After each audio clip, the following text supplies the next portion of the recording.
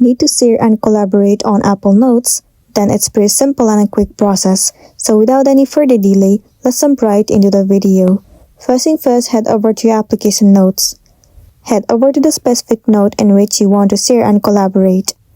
Let's say I want to collaborate this note. All you gotta do is click on the share icon at the very top.